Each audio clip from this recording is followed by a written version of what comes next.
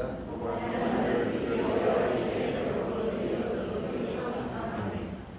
En el nombre del Padre, del Hijo y del Espíritu Santo. Amén. Muy bien, vamos a sentarnos, por favor. Quiero asistir.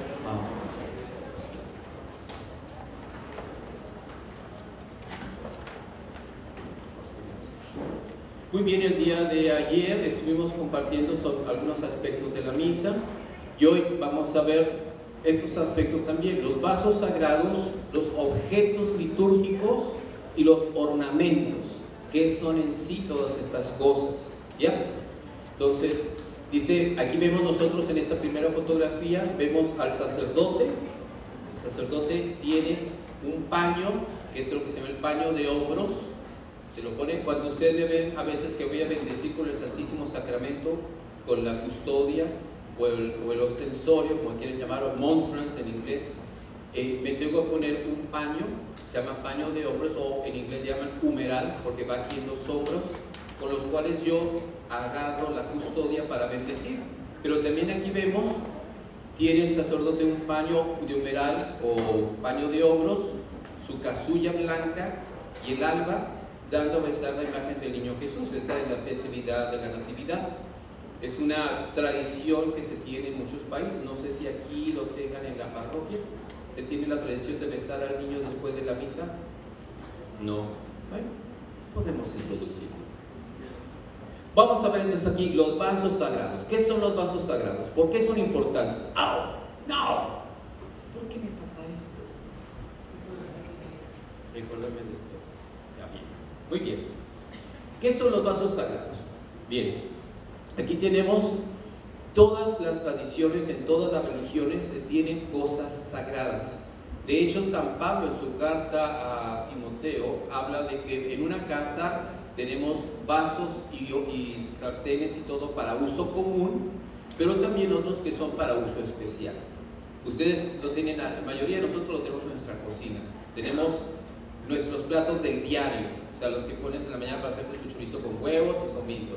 Pero cuando va a venir una fiesta, va a venir una familia a visitarnos, usamos el comedor, sacamos las mejores vajillas, ¿verdad? Y que no se quiebren, y bueno, tenemos así que cuídalas porque, ¿verdad? Te las voy a dar en herencia o me las heredó tu abuela y pobre de ti si las rompes. Y, bueno, entonces, siempre nosotros hacemos distinción entre ollas de uso diario y las especiales. Nosotros también en la iglesia tenemos esto, tenemos vasos sagrados, pero esto no es invento de nosotros los cristianos católicos, esto viene desde el Antiguo Testamento. Dios había ordenado a Moisés y al pueblo que hicieran ciertas cosas para el culto de Dios. Entre ellos estaba hacer cálices o copas de oro o plata o vestidos para el culto a Dios. En una de las historias que nosotros conocemos en el Antiguo Testamento, en el libro de Daniel, cuando Nabucodonosor, que fue emperador, destruyó Jerusalén, él tomó todas las cosas del templo, los tesoros del templo, entre ellos los vasos sagrados y todo, y se los llevó a Babilonia. Utilizó el oro, el dinero que había para uso de bienes de Babilonia, pero por una enseñanza que había dado Daniel, él respetó los vasos sagrados, los cuales fueron guardados en el tesoro del templo para que nadie los tocara. Durante el tiempo de Nabucodonosor no pasó nada, pero después su hijo Belsasar, en una fiesta donde mandó llamar a todos los dignatarios de todas las provincias donde él gobernaba, con sus mujeres, con sus concubinas, y faltaban vasos, faltaban copas, y mandó que se abrieran los tesoros de su padre Nabucodonosor, y le dijeron: ahí están los vasos sagrados del templo de Jerusalén, sáquenlos, vamos a utilizarlos. Y los sacaron y se pusieron a poner vino y se embriagaban con los vasos que habían sido consagrados a Yahvé. Y estaban en lo mejor de la fiesta cuando de pronto toda la gente se aterrorizó. Apareció una mano gigante que escribió en la pared del palacio, ante la mirada atónita de todos, y puso Mene Peres Tekel Upars. Todos quedaron impresionados. Dice que el rey se demudó su rostro, se enfermó, cayó. Yo creo que se le soltó el estómago del susto. Y mandaron llamar a los magos y a todos los que sabían cosas de artes ocultas. Nadie podía definir lo que decía, hasta que se acordaron de Daniel. Y lo mandaron traer. Ya Daniel era un hombre anciano.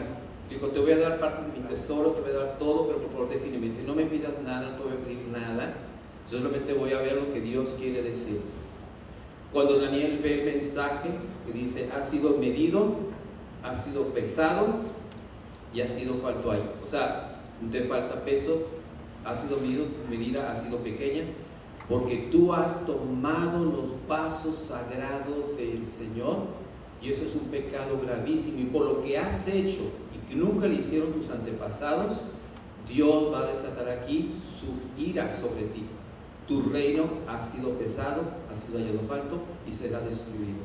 Esta misma noche Dios te quita el reinado. Y esa misma noche llegaron los medos y los persas, destruyeron Babilonia, y Belsasar fue tomado preso y murió esa misma noche. Todo por haber agarrado las copas del Señor. O sea, Dios tenía paciencia, pero con eso colmó la paciencia de Dios. Ahora nosotros también tenemos nuestros vasos sagrados. Estos vasos, como vemos allí, dice: el cáliz es un vaso sagrado, el más importante de los objetos litúrgicos. Es la copa que a semejanza de la de Jesús, que usó Jesús en la última cena. Esta se utilizó en la última cena para realizar el milagro de la conversión del vino en la sangre de nuestro Señor Jesucristo. Por su gran dignidad es el metal que utiliza más noble: oro, plata, latón, etc., siempre con la copa dorada en su interior. Es, por su belleza, expresión de la majestad del sacrificio eucarístico.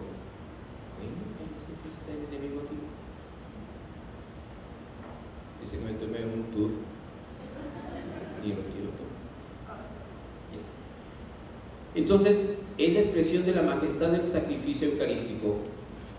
Lo único que los sacerdotes, cuando nos vamos a ordenar, pedimos es un cáliz, porque va a ser el que te va a acompañar. ¿Por qué creen ustedes que pedimos un cáliz y no estamos muy interesados en los copones o en otras cosas? ¿Qué simboliza el cáliz? La sangre de Cristo. Pero recuerdo en alguna ocasión cuando fueron dos discípulos con la mamá para que sus hijos se sentaran uno a su derecha y otro a su izquierda, ¿qué les dijo Jesús? El que se siente a mi derecha y a mi izquierda no me compete a mí, sino a mi Padre. Dice, pero les hace pregunta: ¿podrán beber el cáliz que yo he de beber? Y que le dijeron: sí podemos. Dice, de hecho será así, el cáliz lo beberán, sí lo van a beber. Pero ese cáliz simboliza el sufrimiento, la persecución, el compromiso de entregar tu vida hasta la muerte. Entonces, el sacerdote pide un cáliz. Normalmente es la familia o un amigo muy cercano el que prepara un cáliz para el sacerdote. Y el sacerdote, es consagrado. Tu primera misa se consagra en tu primera misa, diciendo: aquí está tu cáliz para beber. Ustedes ya vieron mi cáliz ahí, está grandote. Me lo regalaron con mucho amor. Digo: está muy grande. Dice: pues así será la cruz. No me asusten. Yo dije: bueno, está bien. Entonces aquí lo tenemos. Dice: la pobreza artificial de un cáliz de madera o de barro, por ejemplo, expresaría falta de amor a la Eucaristía. Los que se aman procuran darse objetos de valor en la medida de sus posibilidades. Mientras el cáliz está en la creencia, se suele cubrir con un paño que se llama cubrecáliz. Ahorita van a ver eso. Entonces, van a ver por eso diferentes tipos de cálices, es al gusto del sacerdote, ¿sí?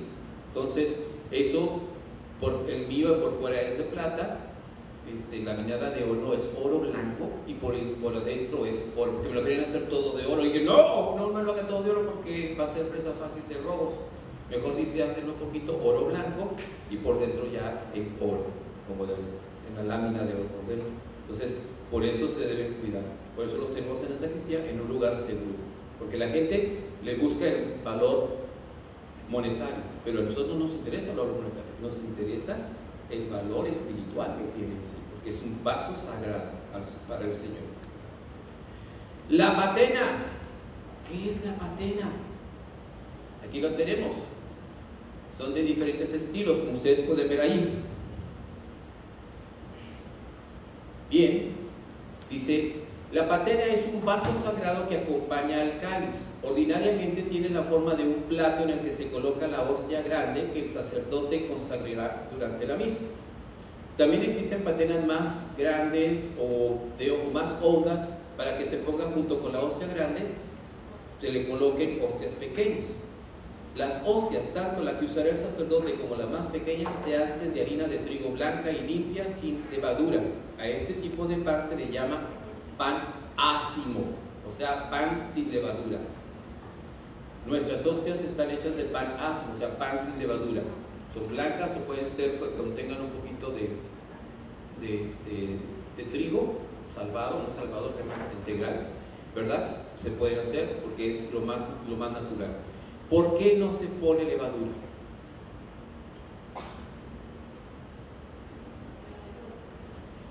Y sí, la levadura fermenta, y la levadura, en muchas partes de la Escritura, Jesús dice, cuídense de la levadura de los fariseos. Y curiosamente, la Iglesia Ortodoxa, sus hostias o su pan es de levadura. Ellos tienen panes grandes y todo. Ellos sí le ponen levadura a sus panes. Yo participé en una misa ortodoxa del rito, no me acuerdo si, pero un rito oriental, no recuerdo ahorita, pero era, yo estaba de acólito y era un pan grande que tenía en el símbolo en el centro el pez con los símbolos Ixis. Después de la consagración y se tenía el cáliz con la sangre de Cristo, esta se vaciaba sobre el pan, o sea, la sangre de Cristo se vacía en el pan. Entonces el pan absorbe la sangre de Cristo y está en cuadritos, y la comunión te la da con una cucharita. Entonces, sierva de Cristo, sierva de Dios, el cuerpo y la sangre de Cristo. No tocas la cucharita, es una cucharita así especial para recibir. Así es en las liturgias orientales. Ellos no tienen sagrario porque el pan siempre se absorbe y se tiene que consumir totalmente, ¿sí? Para ellos es porque dice que la levadura es el desarrollo, el crecimiento de la fe. Así como la levadura se extiende, así también que los cristianos se extiendan por el mundo entero.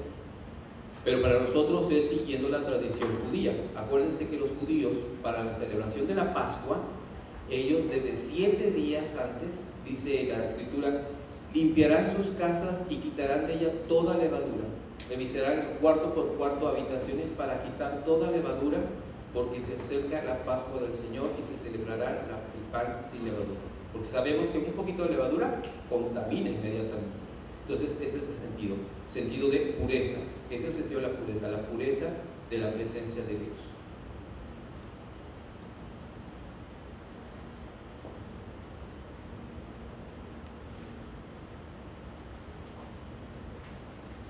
Voy a bajar un poquito para que se pueda ver. Bien, la custodia u ostensorio.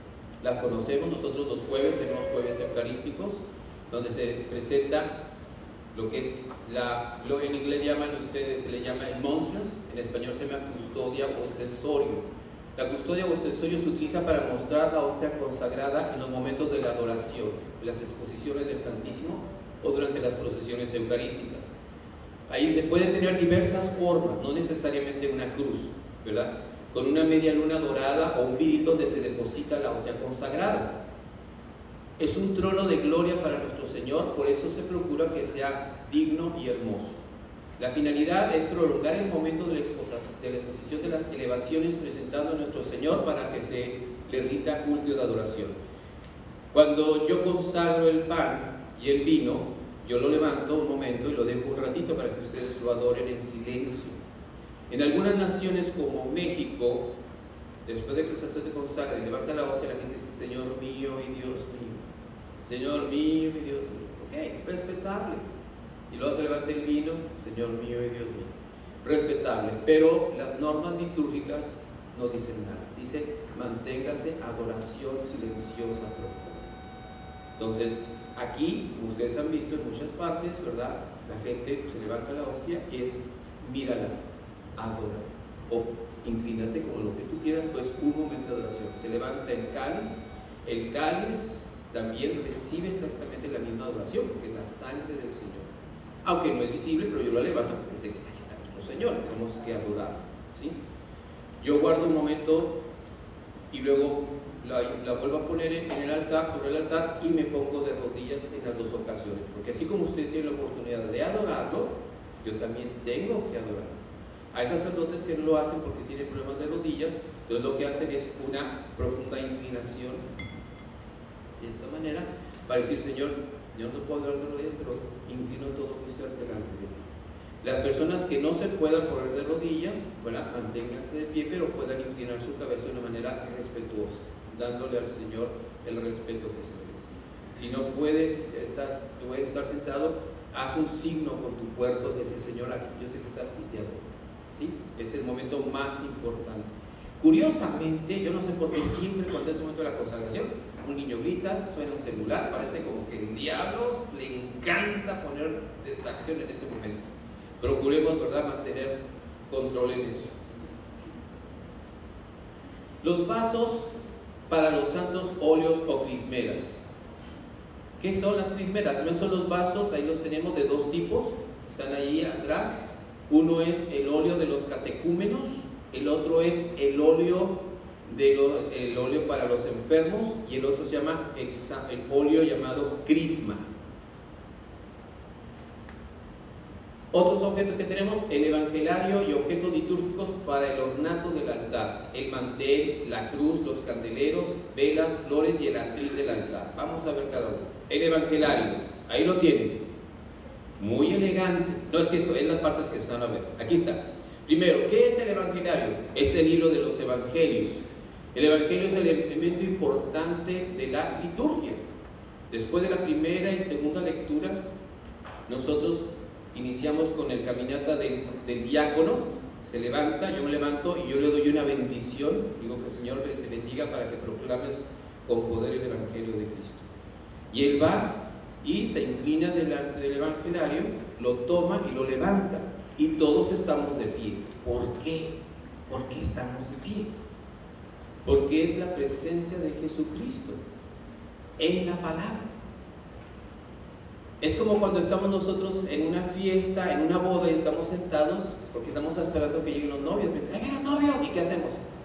Nos ponemos de pie, ¿verdad? Porque nos vamos a... Y se hace una aclamación. Cuando nos ponemos de pie en el tiempo ordinario o Pascua, decimos aleluya, aleluya, porque está el Señor entre nosotros. En este tiempo de Cuaresma, como decimos, honor y gloria a ti, Señor Jesús, o la cantamos, porque le damos el honor al Señor, que va caminando entre su pueblo con el evangelio, ¿sí? Después, como viene ahí, lo que dice ahí, después del cáliz y la patena, figura en primer lugar entre los objetos litúrgicos, o sea, el evangelio. En las iglesias que tienen muy buena economía, pues encontramos un evangelio ahora así, con piedras, con plata, y lo hacen así porque realzamos el evangelio, que es la palabra de Dios. Pero no es necesario. ¿Qué significa? Es un signo visible de Jesucristo, palabra de Dios. Por eso algunos lo encuadernan con metales preciosos de valor artístico. A veces ponen 4 símbolos: un ángel, un toro o buey, un águila y un león con alas. ¿Qué simboliza eso? Los 4 evangelios. El ángel representa al evangelio de San Mateo y simboliza la humanidad de Jesucristo. El evangelio de San Marcos representa a un león con alas, representa la realeza de Jesucristo, el reino de Dios.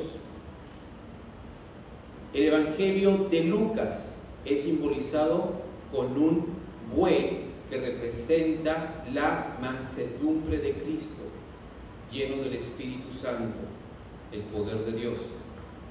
Y el cuarto evangelio es el águila, que simboliza la elevación de Juan cuando ve al Señor exaltado en su divinidad, el Hijo de Dios, Dios hecho carne. Esos son los 4 símbolos de los evangelios. Vemos ahora también el mantel del altar.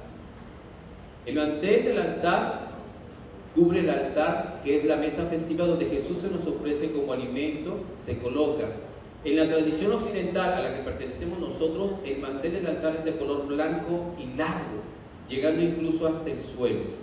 Puede estar adornado con bordados que realcen la dignidad del altar. Bordados bonitos, o sea, por ejemplo, el símbolo de las uvas, el símbolo de las ramas o espigas de trigo, cosas que nos recuerden en la presencia eucarística. Espigas de trigo o como nosotros las viñas, ¿verdad?, de las uvas, el simbolismo. Está prescrito cubrir el altar al menos con un mantel por referencia a la celebración del memorial del Señor y al banquete que se distribuye del cuerpo y la sangre de Cristo, cuando menos uno. En los lugares de la liturgia es muy elevada, se utilizan 3 manteles. Uno que cubre el altar, otro que se presenta para encima y luego ya para poner las especies eucarísticas. No se deja el mantel sin altar, ya que el altar desnudo es un signo distintivo del Viernes Santo. Por eso suele ya cubrirse con un cubremantel para mantenerlo limpio en todo momento, si se puede. O sea, de una vez que terminamos de celebrar la misa, se pone un cubremantel para protegerlo del polvo o de tierra o de pintura que cae del techo, lo que sea, se cubre. Siempre es así. Solamente en el tiempo que llamamos el Viernes Santo vienen damas a envolverlo y a guardarlo. El mantel, el altar desnudo simboliza luto, duelo. Y de hecho, en el sagrario está abierto porque no está el Señor. ¿Sí? El frontal del altar, no lo tenemos. Bueno, sí, aquí tenemos el color litúrgico, ¿verdad? Ponemos el color morado. ¿Sí, Lupe? Sí, que se pone en otras partes. O sea, el mantel es distintivo del frontal de color, con telas de buena calidad, que pueden ponerse para realzar la dignidad del altar, pero no es obligatorio. Aquí lo que se pone, por ejemplo, ahorita estamos en tiempo de Cuaresma, se pone por delante morado, para recordarnos, tiempo de penitencia. La cruz ahí en el altar. El primer testimonio de la cruz sobre el altar es del griego Narsai en el año 450. La cruz puede tener diferentes estilos, puede ser variado, pero es muy importante porque es parte de la dignidad del culto. No es algo para la devoción personal del celebrante. O sea, yo no tengo una cruz enfrente de mí o está el crucifijo atrás de ustedes, ahí atrás de mí, para que, ay, qué bonito. No es para eso. No es para tu devoción personal, es para recordarte. A mí yo lo tengo delante de mí, para recordarme que estoy participando del sacrificio de Jesucristo. Y a ustedes, cuando ustedes están viendo detrás de mí, en la pared, en la gran cruz, el sacrificio de Jesús, estoy participando del sacrificio incruento de Jesucristo. Bien, es un signo que anuncia delante de la asamblea litúrgica que están participando en el mismo sacrificio de Jesús en el Calvario. No lo ves con tus ojos físicos, pero espiritualmente estás en ese momento en que yo estoy consagrando. Tú y yo estamos en el momento en que Jesucristo está siendo crucificado. Está establecido que sobre el altar o junto a él se coloque una cruz. Ustedes ya la han visto. El diácono ya nos puso una cruz ahora más bonita, más resistente, tanto para el celebrante como para la gente que está ahí cerca. Puede estar sobre el altar o junto a él o detrás de él. Nosotros tenemos los dos, la pequeña cruz en el altar que me sirve a recordarme a mí que estoy participando del sacrificio, pero también ustedes deben continuar viendo al Señor. Se pone la cruz y no una figura de Cristo resucitado. Esto debe quedar muy claro. Hay muchos problemas en estos tiempos porque después del Concilio Vaticano II hubo malas interpretaciones a la cuestión litúrgica. Y entonces en muchas iglesias pusieron imágenes de Jesucristo resucitado. Están hermosas, pero no son para el altar principal, porque nos recuerda que Jesucristo está siendo crucificado y su crucifixión está perpetuada hasta su segunda venida, cuando termine la misa. De hecho, en Roma hay una pintura maravillosa donde está un sacerdote celebrando y se ve arriba así, donde viene Jesús montado en un corcel y sus ángeles y sus santos y todo, y se llama la última misa. Es todo así ya, esperando que el sacerdote termine de celebrar la misa cuando dice id de misa est, porque en ese momento, cuando celebre esa última misa, será el retorno de Jesucristo. Se acabó el sacrificio expiatorio y entramos a la eternidad. Porque un día tendrá que, así como una primera misa, pues así vamos a tener la última misa. ¿A quién le tocará? No sé, espero que no tiene. Padre, no termine la misa, sigue dando los avisos. Dice, se pone, como digo, no la figura del resucitado, sino recordar el sacrificio de la cruz. Los candeleros y velas. Los candeleros y velas sirven para poner las velas de cera blanca o de color crema que siempre deben encenderse para la misa. Para distinguir los días y las celebraciones se varía del número de velas. Esto es muy importante y a veces lo olvidamos. Hay varios modos para ponerlas sobre el altar o cerca del mismo. Nosotros tenemos 2 velas normalmente, pero atrás ustedes ven que hay 4, ¿sí? Con eso se hacen 6, 4 atrás y 2 al frente. Esa se utiliza el día domingo, que es la misa principal, la resurrección del Señor. Y aunque estemos en Cuaresma, como quiera, celebramos la muerte y resurrección de Jesús. Entonces son 6 velas. Pero por ejemplo, si tenemos un funeral, solamente le prendemos 2, ¿verdad? Porque estamos participando de algo de tristeza.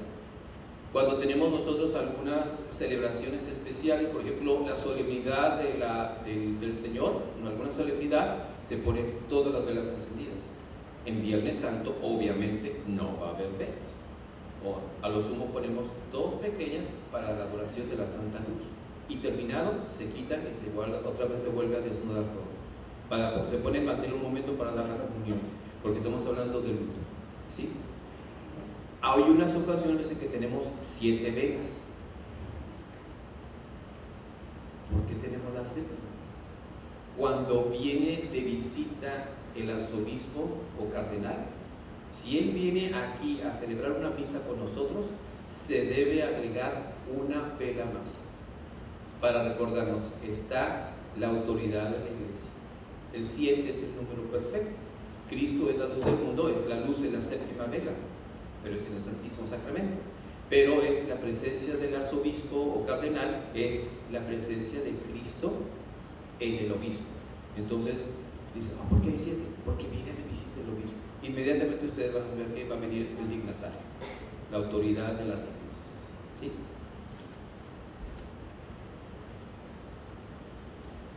La luz es un signo de Jesucristo resucitado, es el antiguo signo de la fiesta, de la alegría y de la vida. A los primeros cristianos les gustaba iluminar los altares con muchas velas en las celebraciones especiales. Y aún cuando estaban debajo de las catacumbas, ellos se las ingeniaban para buscar aceite, a veces no había velas, utilizaban los candelabros antiguos con aceite para encenderse. Cristo está resucitado. Y lo ponían siempre alrededor. Nosotros cuando tenemos nuestra celebración de la Pascua en la noche, pues usamos las candelas, vamos que las vamos encendiendo directamente del cirio pascual, y es ahí donde nosotros vemos cómo hermosamente en la oscuridad se va encendiendo. O sea, Cristo que resucita glorioso disipa las tinieblas del corazón y del espíritu. Eso significa la vela grande, el cirio pascual, simboliza a Jesucristo, pero nosotros vamos y tomamos la luz de ahí, y es la luz que ilumina. Y un momento en que es tanta luz que la oscuridad desaparece, y poco a poco se va encendiendo las luces en la parroquia. Ahí vemos abajo, si hay el obispo, entonces hay 7 velas en la parte final. Las flores, eso sí somos buenos mexicanos para eso. Es una costumbre muy antigua de adornar el altar con flores. Eso está también en la tradición apostólica. San Jerónimo y San Agustín hablaban, ¿verdad?, de flores que se ponían en los altares. También se utilizan flores naturales según las costumbres locales, de acuerdo a las flores que nos gustan, ¿sí? Ahora, por ejemplo, yo cuando estuve en Canadá en el tiempo de invierno, pues no había flores, eran carísimas. Entonces a veces pues, los pobritos ponían flores así de mentiras. ¿Saben qué bonitas flores? Y yo, pues el padre, pues que podemos encontrar flores en este tiempo, Rubén. Le dije, pues sí, ¿verdad? Pobres. Dije, pues póngale perdido perfumito para que huela. Bien, las flores representan nuestro amor, nuestra veneración y también tienen un carácter festivo. Estamos contentos, estamos felices. ¿Por qué en Cuaresma no hay flores? Porque estamos en tiempo de sacrificio, tiempo de bajar nuestra alegría, nuestro gozo, porque estamos en tiempo de ayuno, de penitencia, etc. ¿Sí?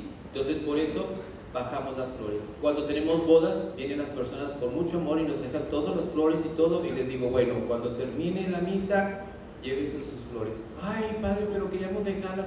No, porque estamos en tiempo de Cuaresma y no las podemos tener. Le agradezco mucho, pero mejor lléveselas a su fiesta. Si hubiera sido en Pascua o en tiempo ordinario, claro que me quedaba con las flores. Pero ahorita, pues no, para que nos las vayamos a quitar, les vamos a poner en el corredor atrás, pues mejor llévenselas. O sea, es por eso, no porque se las despreciemos. Muy bien. Entonces, siempre tenemos nosotros las flores como un signo de adorno y todo. Jamás se ponen las flores arriba de los altares. El altar de atrás, el antiguo sí, porque pues ya no se usa, pero el altar donde se hace el sacrificio no, siempre se ponen debajo.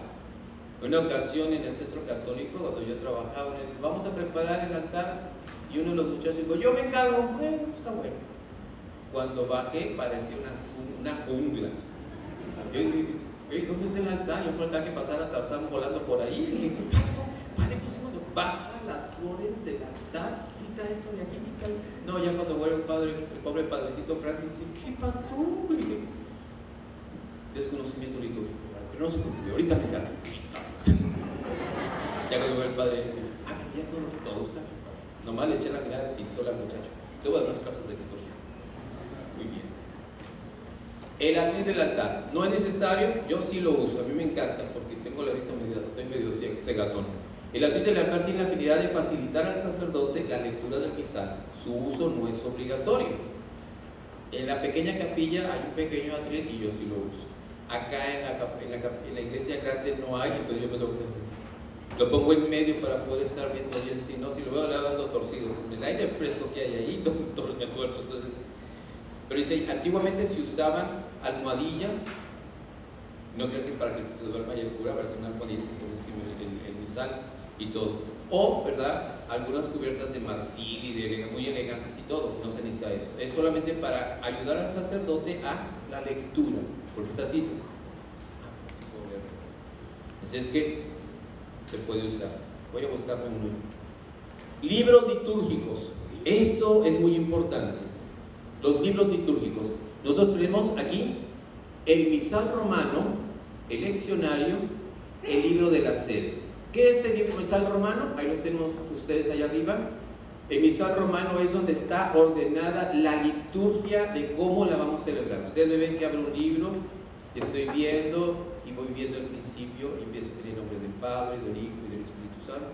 Luego yo voy dando diferentes tipos de saludos, porque el misal romano me habla como de unas 10 diferentes tipos de saludos para el tiempo de Cuaresma, para el tiempo de Pascua, para el tiempo ordinario, para tiempos especiales. Y para pedir perdón, ¿verdad? Hermanos, reconozcamos nuestros pecados, también hay como 7 u 8. Y no solamente podemos decirle yo confieso ante Dios Todopoderoso, que es el más común. Podemos utilizar el otro de Señor, ten misericordia de nosotros, y el pueblo responde, porque hemos pecado contra ti. Muéstranos, Señor, tu misericordia y danos tus santos. Y luego ya empiezo al Señor Todopoderoso, ten misericordia de nosotros y perdona nuestros pecados. Luego ya pasamos a la oración, la oración colecta. ¿Sí? O puedo hacer, Señor, tú que enviaste los misioneros a la Señor, te envía a nosotros, ustedes contestan. Señor, tú que enviaste a la Cristo, te envía a nosotros. Señor, te envía a nosotros. Lo puedo hacer yo, pero le corresponde más al diácono. Entonces a veces quiero cambiar y volteo a ver el diácono. Tú vas a cargar de Señor, te pidas así. Si no se nos adelanta el coro. En otros casos, el coro lo puede hacer. Por eso a veces antes de la misa me tengo que poner de acuerdo con el coro antes, es decir, saben que no vamos a hacer yo confieso, el diácono va a decir, lo va a cantar, Señor, tú que me haces, Señor, ten piedad de nosotros, y todo. Pero si el diácono dice, no me la sé, bueno, entonces que lo haga. ¿Sí? pero así, pero tenemos que poner de acuerdo, porque a veces, a mí me pasó, no en esta parroquia, pero en otro lugar, apenas iba a empezar yo, Señor, pero no conocía el coro, y apenas y el coro, Señor, ten piedad. Pero la gente vio que iba a abrir la boca y yo, ni modo, falta de coordinación. El otro, aquí lo dice, ¿verdad? El misal romano se coloca a partir del ofertorio en el altar encima del atril y sirve para que el sacerdote pueda recitar todas las oraciones de la misa, desde los ritos introductorios hasta la bendición final. En mi caso, yo lo tengo ahí conmigo, porque el otro libro, que es el libro de la sede, hace la misma función, pero cuesta, señores. Y pues yo prefiero, ese misal que ustedes ven ahí es mío, me lo regalaron el día de mi ordenación, un gran amigo mío de México, y es el que estoy utilizando para llevarlo aquí y allá. Ya después nos compraremos otro, entonces tenemos uno aquí y otro allá. Pero ahorita, nomás ayuda. El leccionario,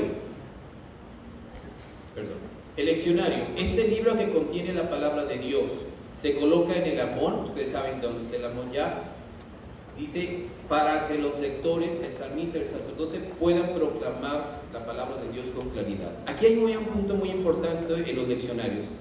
Es un lío si no estamos preparados. Para la lectura de la palabra, no solamente es la lectura, sino descubrir que tenemos varios ciclos en la Sagrada, en la liturgia. Ciclo A y B. El ciclo A es para los tiempos litúrgicos que llamamos nosotros los que se llaman impares: 1, 3, 5, 7 y 9.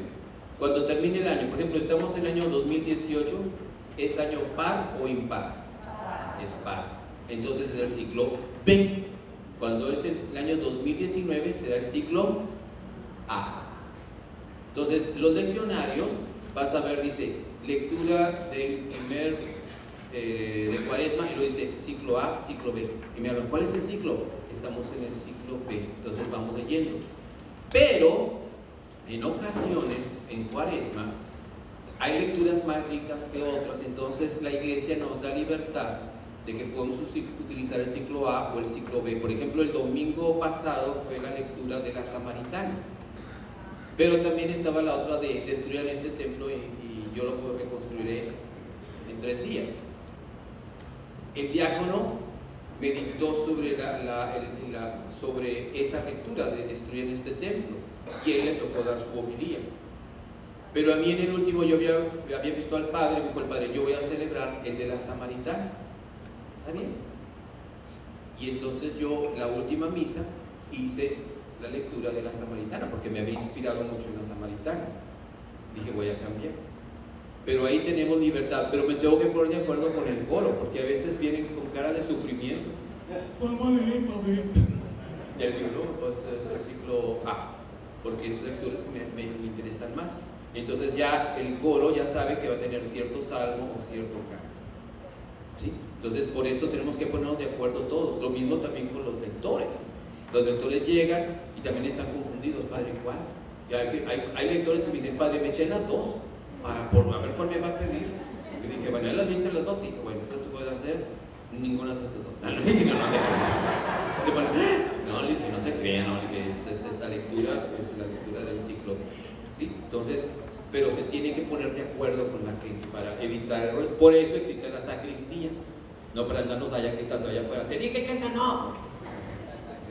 Y después al final de la sacristía vuelven a todo, lo hice bien, lo hiciste bien, oh, hijo mío. Bien, el libro de la sede facilita al sacerdote mientras preside la oración de la iglesia reunida para la celebración de la misa, la lectura de algunas oraciones anteriores a la liturgia de la palabra. Como les digo, eso está en el misal romano y yo uso el misal romano aquí, y luego después cuando empieza la lectura, la parte litúrgica, la liturgia de la Eucaristía, el diácono viene, toma el misal y lo pone en el altar, ¿sí? Es la misma función. Los lienzos, este es un dolor de cabeza a veces para nosotros en la sacristía, saber conocer los lienzos y su uso. ¿Qué lienzos tenemos? El corporal, la palia, el purificador y el cubrecáliz, y aparte el otro que se llama manutergio o double fingers double. para limpiarse los dedos. ¿Qué es el corporal? Eso es muy importante. Es el lienzo sobre el que se coloca el cáliz y la patena o el copón, como quieran llamarle, durante la celebración eucarística. Ahí lo tienen, es cuadrado, está doblado en 3, y se desdobla 3, son 3, 6, 9, o sea, 3, y en el centro tiene una cruz que simboliza, ¿verdad?, es el corporal. Yo me acuerdo de una persona que dice, ¿por qué tiene una crucita en el centro? Es que es como el aeropuerto, para que actualice bien el Espíritu Santo sobre las especies. Por favor.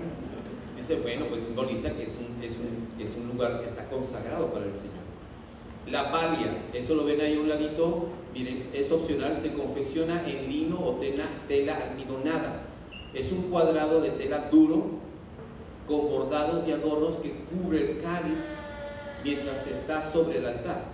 Usando la palia se evita que caigan en el cáliz partículas extrañas, sobre todo en el tiempo de verano que hay muchos mosquitos y el vino tiene un cierto olor que les atrae.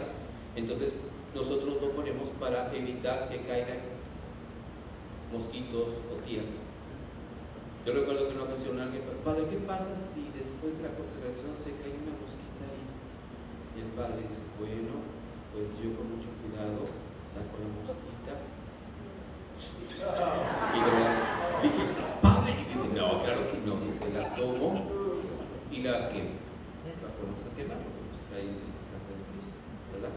Entonces dice, pero no hago esto, más para echarse la botana con nosotros, ¿verdad? Dice, el arte superior le suele adornar ricamente. En la palia de la fotografía se encuentra ese símbolo, significa Jesucristo, Dios y hombre verdadero. La cruz y todo es Dios y hombre, ese simbolismo. En rojo porque simboliza la sangre de Cristo. El purificador, para secarse los labios después de comulgar y para limpiar los vasos sagrados. El sacerdote usa un paño blanco llamado purificador. Es un paño de lino blanco u otro tejido que sea absorbente, con pocos adornos, que se pliega en 3 partes.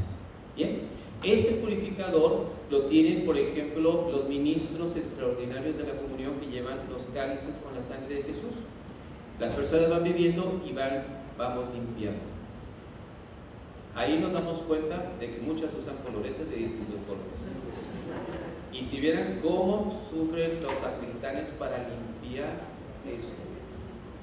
Aquí está Lupe, ella nos puede decir cómo a veces se batalla. Dice, mire padre, yo traté de limpiar y se batalló. A veces yo quiero ver el cuerpo de Cristo y veo los labios y digo, Señor, pintura fresca, ahí te va. Sí, pues, y te dejan los labios así, los labios, no, te dejan los dedos manchados de lipstick y todo, y yo estoy así como por la siguiente persona, no se lo va a manchar a un pobre niño. Entonces siempre debemos tener cuidado para dar la comunión, siempre es abrir la boca y sacar la lengua para ponerle la hostia en la lengua, si no me mancho en los labios. Y lo menos para no tocar la lengua ni tocar nada, o sea, porque estoy dando a otras personas, tener ese cuidado. Bien, entonces sirve para limpiar y purificar. El paño cubre cáliz. El cubrecáliz se debe utilizar en la misa. Dice, la tela y el color hacen juego habitualmente con los ornamentos, aunque puede ser siempre blanco. Aquí nosotros tenemos blanco siempre, ¿verdad? Yo tengo uno de color dorado, lo más uso para los tiempos así específicos grandes. Cuando se pone debajo una palia, cae con elegancia. Dice el señor Elliot, afirma que el uso de la carpeta de corporales tiene ventajas para mantener limpio el corporal. Es una carpeta, es más grande que el corporal, se abre y ahí se introduce el corporal para mantenerlo limpio. Nosotros no lo tenemos, pero en algunas iglesias sí se usa. Otros objetos, las vinajeras, el aguamaní, copón, bandeja para la comunión. ¿Qué son las vinajeras? Las tienen ustedes. En una se tiene el vino, en el otro se tiene el agua. Y ahí se tiene, ¿verdad?, el purificador que se utiliza especialmente para la limpieza de los dedos del sacerdote. Si las ven, ahí lo tenemos, son pequeñas jarritas en las que se pone vino y agua necesarios para la misa.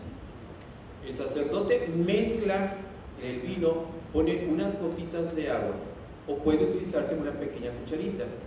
Y ahí cuando está mezclando, poniendo en las gotas de agua, está diciendo una oración secreta que Dice, así como el agua se une aquí con el vino, así Jesucristo con su divinidad se une a nuestra humanidad para que nosotros unidos participemos de su divinidad. Así como Dios se hizo hombre, nosotros como hombres nos vamos a unir a Dios. Es lo que dice el sacerdote durante el momento en que está poniendo las gotas de agua. Y luego ya hace bendito sea el Señor por este cáliz, fruto de la vida, del trabajo del hombre y toda la oración que sigue.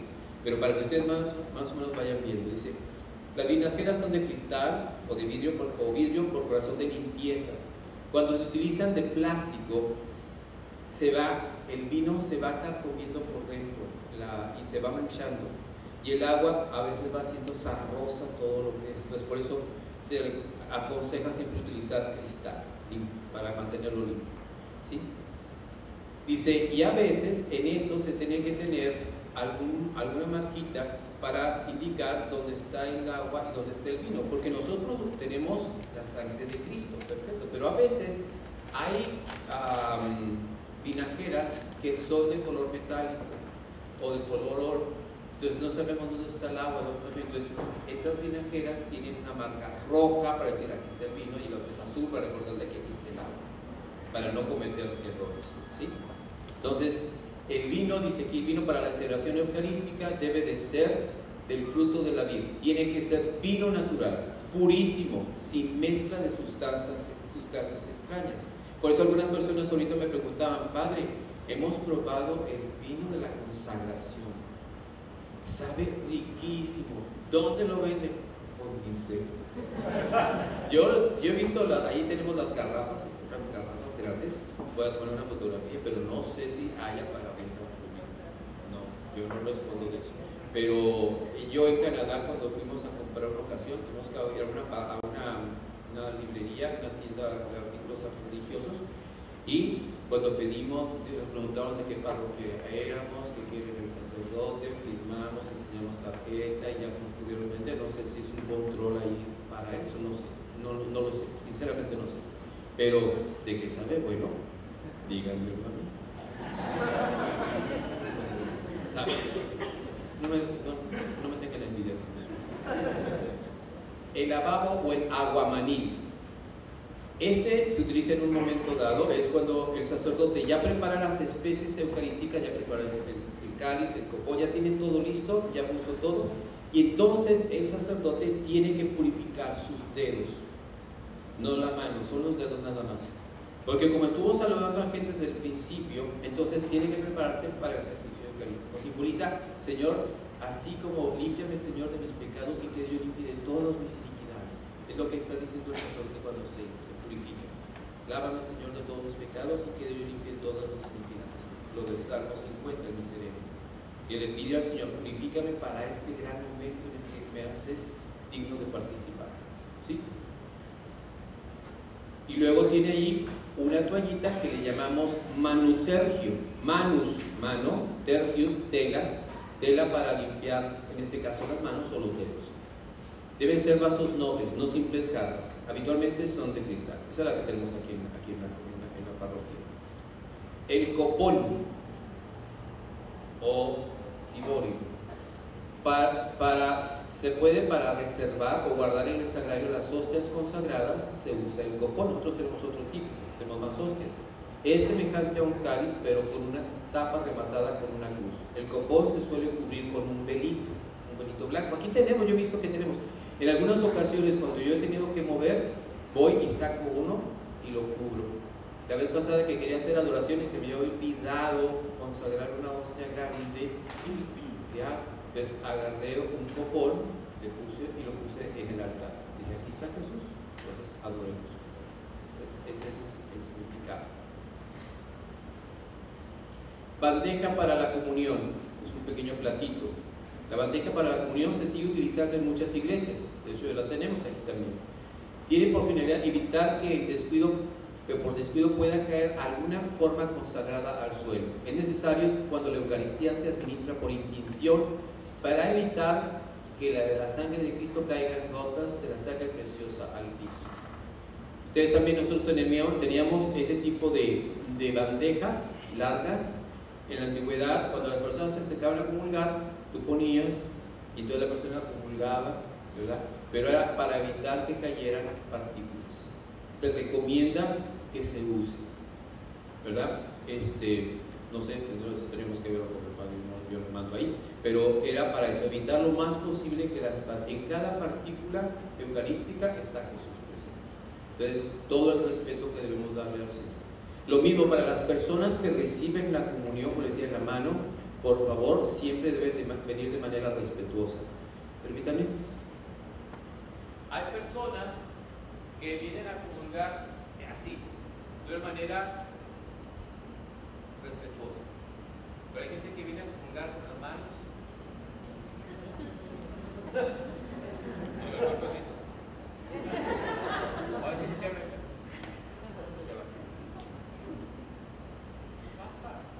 Esa es una de las cosas que he visto que a mí me molesta. Yo he hecho una ocasión, me enojé, le pasé a una persona que tenía yo para dar la comunión, hoy, y a la persona le saqué las manos de la casa. Y ahora cada vez que viene así.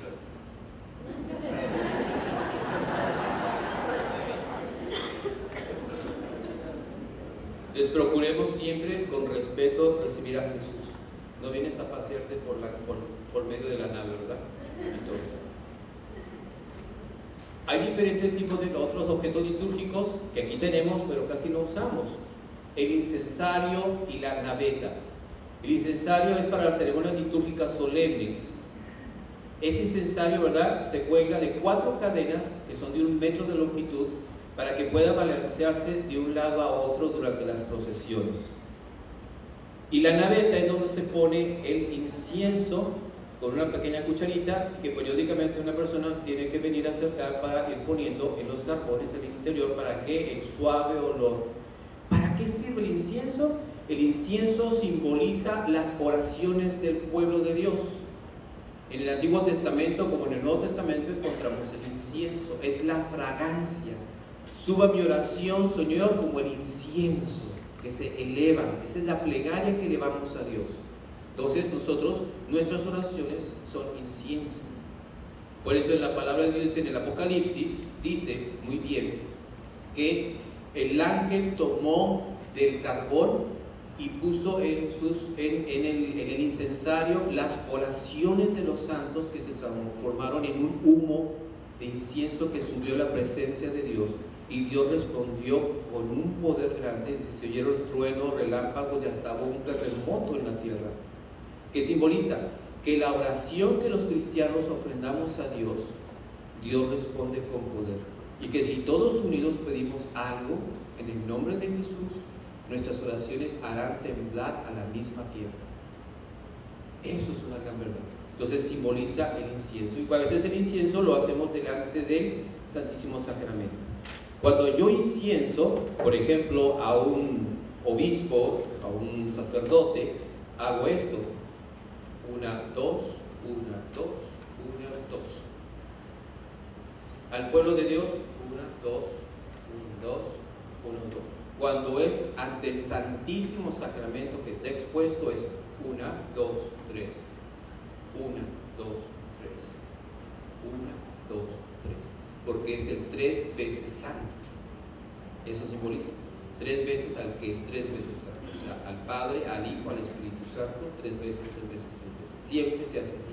Hacemos la diferencia. Cuando es a la Madre Santísima, 2, 2, 2. Nosotros, 2, 2, 2. Al Cirio Pascual, 3. Porque la presencia representa la presencia de Cristo. El Evangelario, cuando yo digo el Señor esté con ustedes, con tu espíritu, lectura del Santo Evangelio, agarro el incienso y hago 2, 2, 2. Es la presencia de Cristo en su palabra. Pero en el Santísimo, pues es la presencia real, ¿no? Es su cuerpo y su sangre. Muy importante. Y que existen toda clase de inciensos, que es aroma, no es para nosotros, es para Dios. Pero deja a la iglesia oliendo limpiísimo. Santidad. El hisopo es lo que ustedes ven ahí aquí en este lado. Es como una varita con una bolita. Es para rociar con agua bendita durante las bendiciones tanto de personas como de cosas. Padre, me bendice mi carro, ahí voy con el acetre y con el hisopo. ¿Qué es el acetre? El del medio, ahí está, ahí voy con el acetre. Bendice el carro, bendice. Y lo bendice la gente. Y voy echando. Espero que un día no se suelte esa bolita, porque entonces, pobre del que le caiga. Entonces ahí tenemos el hisopo, el acetre, y lo dice, para llevar la comunión a los enfermos, nosotros tenemos una pequeña píxide o portaviático que se guarda en una bolsita que el sacerdote la coloca y se la cuelga para llevar al Señor, pero también las personas. O sea, las personas pueden llevarlo, colgarlo y llevarlo por dentro. Es la usanza antigua. No es para que la pongas adentro de tu bolsa del pantalón o adentro de la bolsa de tu bolsa personal. Para nada. Tenemos que llevarlo cerca de nosotros. Cerca de nosotros. Y vas manejando, tú vas orando, porque estás llevando a Jesús. Jesús va contigo. ¿Bien? La campanilla, tan desusada en estos tiempos, pero aquí me gusta porque la tenemos. Se utiliza para recordarnos a nosotros la presencia de Jesús. Cuando se consagra el pan en el cuerpo de Cristo y se eleva, se toca 3 veces. Entonces, adora al Señor, recuerda que aquí está el Señor. Cuando se levanta el cáliz, lo mismo. Aquí está Jesús con su sangre. Luego después, cuando el sacerdote te pone rodillas, se hace una pequeña campanita y cuando se levanta para decir, este es el sacramento de nuestra fe. ¿Sí? Pero la gente debe estar notando que está el Señor entre nosotros. La campanilla es bendecida, pero se utiliza para ese momento muy sagrado. Ustedes han visto, alguna persona me preguntó, que cerca del sagrario, ustedes ven que yo cuando termino de dar la comunión y se juntan todas las hostias, se las pongo en un solo ciborio, me voy al altar, abro las puertas del sagrario y lo guardo, y abro algo y meto mis dedos así. Es un pequeño vasito con agua. Como yo estuve dando la comunión y estuve repartiendo, entonces yo sumerjo para quitarme cualquier partícula de la Sagrada Eucaristía que se haya quedado en mis dedos. Ahí lo purifico. El diácono también, porque él también da la comunión, entonces él allá en la cabeza también purifica con el agua, se purifica los dedos. Los otros ministros no, porque solamente dan la sangre de Cristo, entonces si no necesitan purificarse. Hay gente que me dice, ¿qué es lo que está ahí? Es una purificada. Ahora vamos a ver los ornamentos litúrgicos. ¿Qué hay aquí? ¿Qué son los ornamentos? Aquí los tenemos a un ladito, ahí lo ven ustedes. Todos los ornamentos se ven muy pequeños. Déjame ver si puedo hacerlo más grande.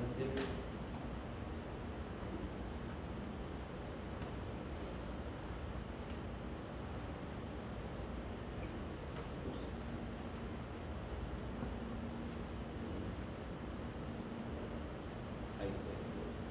Estoy tratando de ser más grande, pero no sé si.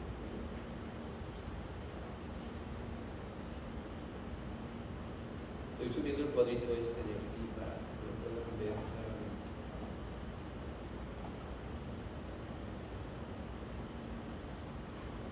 ¿Ven ahí? Estos son los ornamentos que utiliza el sacerdote.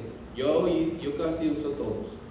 El número 1 se llama ámito. Yo me lo pongo aquí, me lo pongo así y me lo envuelvo, me amarro con él. Simboliza la fortaleza de Cristo. Al colocármelo, digo, Señor, fortaléceme con tu presencia para la celebración que voy a tener. ¿Sí? Es blanca y tiene una pequeña cruz en el centro, una pequeña cruz. ¿Sí? Está hecha totalmente de algodón. El número 2 es un alba, es blanca y viene desde el cuello hasta mis pies. A estas vestimentas, como a esta que tengo yo que se llama sotana, se le llama vestimenta talar. ¿Por qué talar? Porque me llega hasta los talones. Yo le pregunté en Roma a uno mismo, ¿por qué se llama vestidura talar? ¿Por qué llega hasta los talones? Me dijo, ¿de veras? Sí, así es. Ah, bueno, entonces vestidura talar porque llega al talón. Estas vestimentas me llegan al talón. Esta también me llega al talón. Es la vestimenta normal del sacerdote. Esta, la sotana. El alba, solamente en algunos lugares que hace tropicales se utiliza sotana blanca, parece un alba. Alba significa blanco. Cuando yo me pongo el alba después de hábito, Señor, que me cubra la pureza de Jesucristo. El blanco simboliza la pureza de Jesús. Yo no seré puro, pero Jesús es purísimo. Entonces me cubro, Señor, que me cubra tu pureza. Después tenemos, antiguamente, el número 3 se utilizaba una pequeña estolita que se ponía aquí en la mano. ¿Sí la recuerdan ustedes en las gentes que participaban en las misas antiguas? ¿Sí?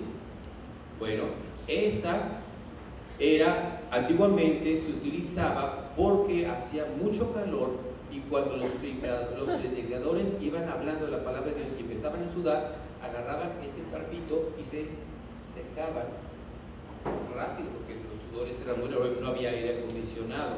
Entonces ya no se usa en nuestro tiempo, ya no, nada más en la misa del rito tridentino ustedes podrán ver a los sacerdotes utilizándolo. Ahorita se me olvidó el nombre, ahorita recuerdo cómo se llama. La siguiente, la número 4, es la estola. La estola es desde el cuello hasta las rodillas, me puede llegar, ¿verdad? Que simboliza la autoridad de Jesucristo. Cuando lo pongo, Señor, revísteme de tu autoridad para anunciar tu palabra. Es la autoridad de Jesús que yo recibo en el nombre de Dios. El número 5, ¿verdad? Es un pequeño palio que me va a ayudar para cubrir el cáliz. El número 6 es un símbolo que yo me pongo aquí en la cintura, cintura en inglés, símbolo, es blanco normalmente, aunque se usa de otros colores para los colores litúrgicos, pero simboliza la castidad y el celibato. Por eso cuando yo me amarro, dejo 2 cordones así, y dice: Señor vivo, permíteme vivir siempre en celibato y en castidad. Celibato es soltería. Yo me consagré a vivir en una vida de soltero para el Señor. Y la castidad, pues, es la virtud de la pureza. Porque muchos pueden ser célibes y andan de picos pardos. En el caso del sacerdote, debe ser célibe y debe vivir en pureza. Debe vivir. Es parte de un compromiso que hemos tenido. Después tenemos otros tipos de vestimenta. La número 7, que se llama casulla, que significa casa, simboliza la caridad. Cuando la casulla me cubre todo, y cuando digo el Señor esté con ustedes y levanto las manos, la casulla se abre, significa la caridad. O sea, aunque yo tengo autoridad, debe revestirme la caridad. Por encima de la autoridad está la caridad de Dios. Entonces, cuando extiendo las manos, quiere decir, la casa se extiende hacia todos, no nada más hacia algunos. Eso es la casulla, simboliza la caridad de Cristo. El 8 es como se llama birrete, es un sombrerillo que usaban los padres antiguos. Yo tengo uno, una que otra vez lo he usado, una que otra vez la he usado para alguna reunión, pero no me gusta usar porque ya no se usa en este tiempo. Bueno, menos que vaya con algunos tradicionalistas, lo voy a utilizar. Birreta, es una birreta como la birreta que utilizan en la graduación. Es de 2 tipos. Una para el obispo, que tiene 3 picos. La que tiene 3 picos es para obispo, y la pequeña de cuadrito es para los sacerdotes. Y las otras son, el número 9 es la que utiliza el diácono. Se llama dalmática. Esa es propia únicamente del diácono. Los presbíteros no la podemos usar. El único que puede usar la parte del diácono es el Santo Padre, el Papa. A veces la usa, pero esa es exclusivamente. A mí me gustan mucho las dalmáticas, pero ya no las puedo usar. Solamente si fuera Papa, y pues ni a cómo te llego.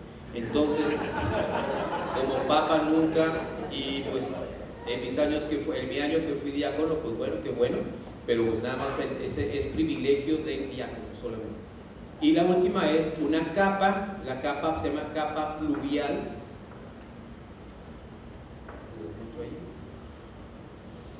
Esta es la capa pluvial, ustedes ahí la ven, grande, que me cubre, y la he utilizado, por ejemplo, cuando voy en peregrinación, cuando hay procesión con el Santísimo Sacramento, llevo la capa pluvial caminando por fuera y todo, que simboliza la realeza de Jesucristo, la autoridad de Jesús, cómo el Señor nos reviste al pueblo de Dios. Y el número 14 es el humeral, o se le llama también paño de hombros, que es con el que yo tomo el Santísimo Sacramento para llevarlo por delante, ¿sí? Esas son las vestimentas. El número 10, pues volvemos otra vez, es un corporal, que son los que están continuamente entre nosotros, entre el sacerdote.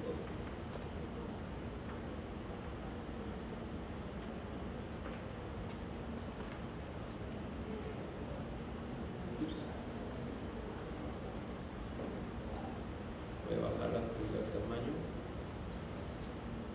Bien. Aquí tenemos, ¿verdad? Los ornamentos litúrgicos. No solamente recuerda todo esto, es hacerse Cristo y la nueva comunidad. O sea, todos los ornamentos que yo utilizo los representan también a ustedes. O sea, yo me tengo que vestir porque represento a todo el pueblo de Dios. Me presento, Señor, vengo en representación de tu pueblo. Todos ustedes junto conmigo somos sacerdotes del Dios Altísimo. Ustedes por el sacerdocio bautismal, yo por el sacerdocio ministerial. Por eso, cuando después de que bendigo el pan y el vino y todo, y me lavo las manos, vengo de nuevo al altar y digo: oren, hermanos, para que este sacrificio mío y de ustedes, o sea, ustedes están participando del sacrificio. Si ustedes no oran, ¿verdad?, entonces ustedes dejan de participar en el sacrificio. Entonces, cuando ustedes están ahí, están participando, se están haciendo presentes. Sea agradable a Dios Padre Todopoderoso. Es ahí cuando tú debes ofrecer al Señor todas las actividades de tu día. Es una tristeza que nosotros los cristianos católicos en nuestros tiempos hayamos olvidado hacer la ofrenda diaria de nuestra vida. ¿Sí?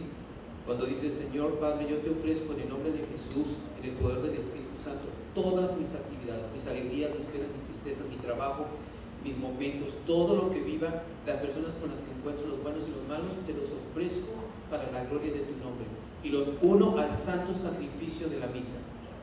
Cuando haces esto, aunque lo hagas en la mañana o en la tarde o en la noche, Dios lo toma, y cuando vayas a misa dile: Señor, todo lo que hice toda la semana, mis ofrecimientos, aquí te los entrego, es tu sacrificio. Y Dios lo toma y tiene un valor sobrenatural, y a veces no lo sabemos y perdemos muchas gracias por eso. Entonces, aquí nos vamos viendo lo que dice estas vestimentas, ¿verdad?